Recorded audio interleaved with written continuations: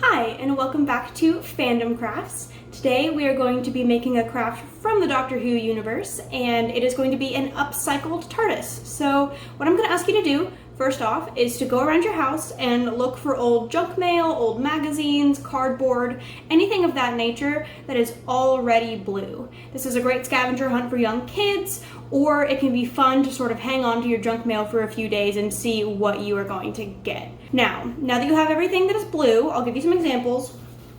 This is cardboard from a box of drinks. This is from a box that a fan came in. I have the back of this magazine.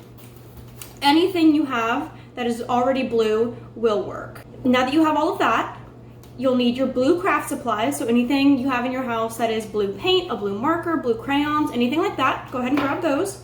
And then you're gonna need a black permanent marker, a pair of scissors, and some glue.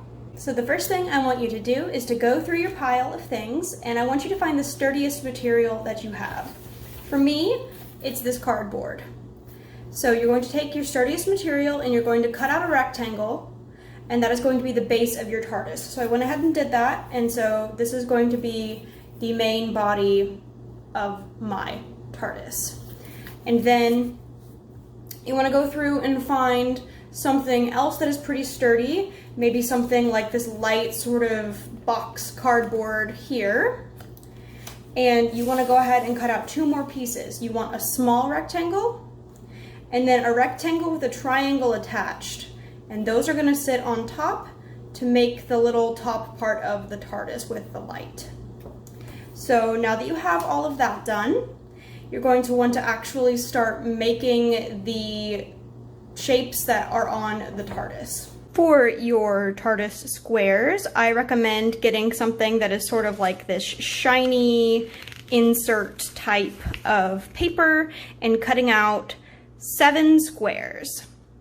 And then you want 1 white square from something like this. Okay, so your next step is to lay out all of the pieces you have cut out into the shape of the TARDIS to make sure that your squares and everything all fit together to actually make the correct shape.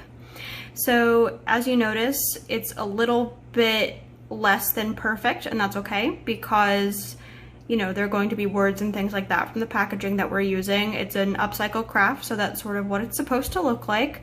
But now is the time to either draw on any details or color in any of the white space that you don't want to see. So I took my blue water-based marker and colored in the white part of that box just so that it wasn't distracting. And now I'm going to take my blue permanent marker and start drawing on the details and the words that are actually on the TARDIS. Okay, so now that you have all of your details on and you have double-checked your picture reference to make sure you're actually putting the windows in the right place, don't be like me, kids.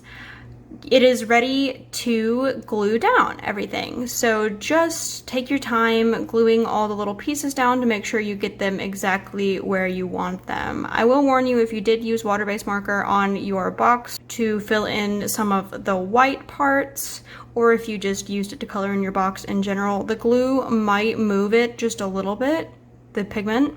So be prepared for that. If you are using this sort of soda box type cardboard to make the top of your TARDIS and you're going to glue it later onto your thicker cardboard, I do recommend actually gluing these pieces together like this first and letting it sit, and then attaching the back of this to your actual top of your cardboard later.